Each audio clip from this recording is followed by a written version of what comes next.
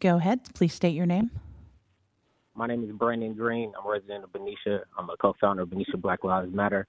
I called in last week, and I'm calling in again to request that the board place on the agenda both an item to discuss the right-wing extremism that exists in the sheriff's office, as well as to agendize what it would take to establish an oversight board of the sheriff's office.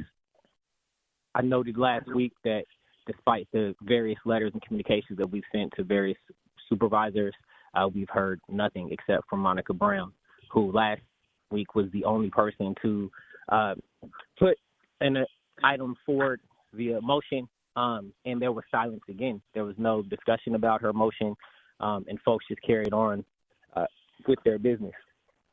Not only is this disrespectful to the local organizing efforts that have been happening, to the efforts that have been happening in Benicia specifically, but also this week, Vacaville on CNN's United Shades had a whole episode about police, about what we think police do versus what they actually do, about the various police-involved murders in Vallejo, a city of Solano County, and other sort of misconceptions about what the American police force has been established to do, and what it actually does in terms of people of color.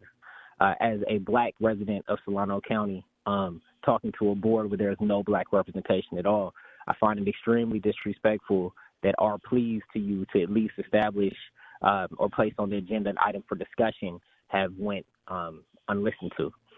There was news reports about the sheriff saying that he engaged the FBI to investigate. It's now come to the forefront that that is not true because the FBI only investigates crime.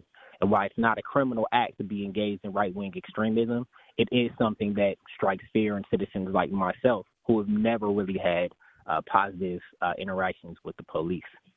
So we are asking you again, and we'll continue to ask each week until the item is agendized for this, to ask for transparency as it relates to what the sheriff said he engaged with the FBI around, as it relates to what equity actually looks like when you guys, what it means when you guys establish an equity commission, and what it will take to establish oversight over the sheriff's office as the law allows you to do. As a citizen, a resident, someone who's extremely engaged, I found it extremely disrespectful what has been going on, and we urge you to take action. I don't believe our 3 minutes was up. Yes, it is. We reached the 15-minute mark.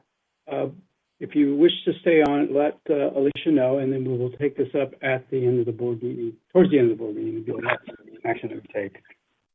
So Chair, yes. Supervisor Hannigan, I appreciate that these folks have called in multiple weeks, and I know that Supervisor Brown put forward a motion. It can actually be agendized without, I mean, both Supervisor Brown and yourself put together the agenda. So I imagine that if it is of the desire of the two of you, you could include this on your next agenda or any upcoming future agendas to have a discussion. Thank you for that.